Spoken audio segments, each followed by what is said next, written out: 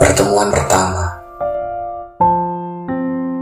Aku sangat berterima kasih kepadamu yang memperlakukanku bagaikan sekuntum bunga saat kehidupan begitu berat.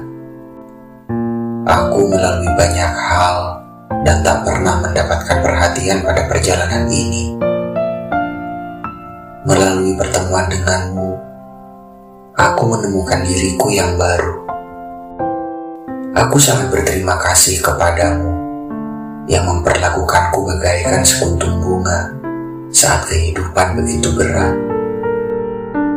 Setiap momen terasa seperti kuncup bunga. Setiap momen terasa seperti kuncup bunga. Saat ini, aku menyesalinya. Apa yang terjadi dahulu mungkin adalah harta yang berharga. Seseorang di masa lalu, objek pada masa itu, mungkin adalah hartaku yang berharga. Aku seharusnya lebih dekat denganmu, lebih sering berbicara denganmu. Aku seharusnya lebih mendengarkanmu, lebih dalam mencintaimu. Aku bertanya-tanya, apakah melepaskanmu pergi karena lelah mendengarkanmu? Seolah aku tengah kehilangan pikiran. Aku seharusnya lebih menghargai masa itu. Setiap momen bagaikan kuncup bunga yang mekar ketika aku bersemangat. Keluarga. Kalau tidak bisa mengutarakan ketika merasa sakit, maka itu bukan keluarga. Bila tidak dapat mengutarakan ketika merasa bahagia, maka itu bukan keluarga. Rasa sakit, kebahagiaan, dan cinta harus dibagi dan harus dapat menahan segala kesulitan dalam doa sampai dapat merasakan segalanya bersama. Begitulah cara untuk menjadi keluarga. Harus dapat mengekspresikan kesedihan dan bisa menangis bersama untuk menjadi keluarga. Kebahagiaan harus dapat diekspresikan dan harus saling berbahagia untuk menjadi keluarga. Harus merasa bagaikan bernaung di bawah selimut yang sama dimanapun berada untuk menjadi keluarga. Kecemburuan. Rintik hujan hanya mencintai daun yang kering. Aku benar-benar cemburu hingga aku berbaring di atas dedaunan yang kering itu sampai hujan berhenti. Puncak. Aku merasa malu untuk mengatakannya hingga sekarang. Aku hanya menangis untuk diriku sendiri. Tangisanku yang amat menyakitkan masih muncul untuk diriku sendiri. Berapa banyak usiaku yang harus bertambah agar aku memiliki hati yang lapang? Harus seberapa luas puncak hatiku sebelum aku dapat menangis untuk orang lain?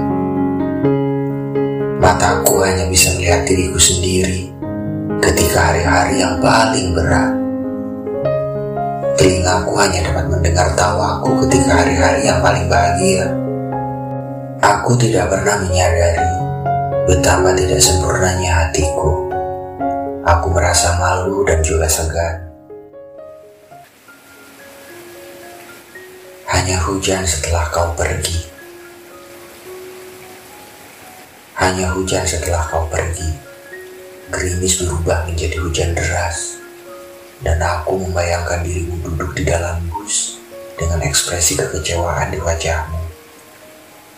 Aku merasa hatiku menjadi sakit. Ada saat dimana seseorang tak dapat dihibur dengan kata-kata. Aku duduk melamun sembari menatap keluar jendela. Dan bahkan saat aku menutup mataku, sebagaimana saat aku lelah, sebagian dari kesadaranku justru menjadi semakin jelas. Hanya hujan setelah kau pergi. di setiap sudut jalan di mana aku melepasmu. Betapa bodohnya dirimu. Kau tidak bisa meludahkan permen karetmu kapan saja kau mau. Jadi kau membuangnya ke tempat sampah setelah membungkusnya dengan tisu. Bodohnya dirimu. Akan lebih cepat jika kau mengendap keluar dari pintu anjing, tapi kau mengambil rute jauh dengan keluar dari pintu utama. Bodohnya dirimu. Saat kau melihat seorang pria dengan wajah tertutup arang, kau membungkuk padanya meski tak perlu. Bodohnya dirimu. Kau menangis seorang diri karena gurumu yang tegas dimutasikan, ketika orang lain tidak menangisinya. Bodohnya dirimu, memang apa hebatnya hal itu? Kau berjongkok di depan bunga dandelion dan menatapnya untuk waktu yang lama. Bodohnya dirimu, tidak peduli betapa banyak bualan penuh kebohonganku, kau mengangguk-angguk bersama aku dengan mata terbuka lebar. Bodohnya dirimu, saat aku memanggilmu bodoh, kau hanya tersenyum. Sungguh-sungguh bodohnya. Lalu bagaimana denganku? Aku begitu menyukaimu, hingga mengikutimu kemanapun, seolah aku adalah bayanganmu. Apa aku ini? Cinta bertepuk sebelah tangan. Suara itu yang menyebut namaku. Aku mencintai suara itu. Aku terjaga sepanjang malam, membayangkan seseorang, dan mengimajinasikan masa depan kita berkat senyumanmu. Aku menjadi kepingan-kepingan seolah aku adalah sinar matahari. Awal yang baru. Aku telah menguraikan simpul yang kusut itu.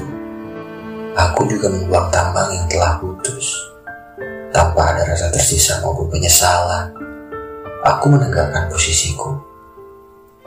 Aku melepaskan hubungan yang rumit itu dengan perasaan damai dan penuh percaya diri. Demi hari esok, aku menghapus hari kemarin. Aku menyukaimu. Di suatu musim semi, aku melihat cintamu menyirami halaman belakangku dengan kebahagiaan yang sebelumnya gelap di bawah bayangan. Kau yang memanggilku dari kegelapan dengan cintamu, dengan cahaya terang yang hanya dapat muncul dari kegelapan. Kau muncul di hadapanku dan tersenyum bagaikan sekutu bunga liar. Bahkan memikirkanmu membuatku semakin menyukaimu. Ini Yongsan. Masih banyak orang-orang konvensional di dunia ini yang meyakini bahwa puisi mengandung kisah yang hebat. Tidak ada yang istimewa dalam puisi, hanya mengandung kehidupan kita yang sedikit hebat, mengandung fantasi orang-orang yang tidak dapat kita abaikan. Sebagaimana kebodohan kita tumbuh di dalam kehendak dan idealisme kita, begitu pula dengan cinta dan kepercayaan. Demikian juga moral dan keyakinan atas mereka. Mereka tidak yakin sejauh keyakinan mereka. Dan pada rerumputan yang indah, gulma tumbuh. Seperti apa ketidakyakinan pada cinta itu? Tidak ada yang istimewa dalam puisi, hanya mengandung kehidupan kita yang masih berlanjut. Dan kehidupan kita yang masih berlanjut berhadapan dengan kita sepanjang waktu, pada jalan yang menjadikannya sedikit hebat. Kau mungkin tidak akan memercayainya, tetapi memang tidaklah sehebat itu.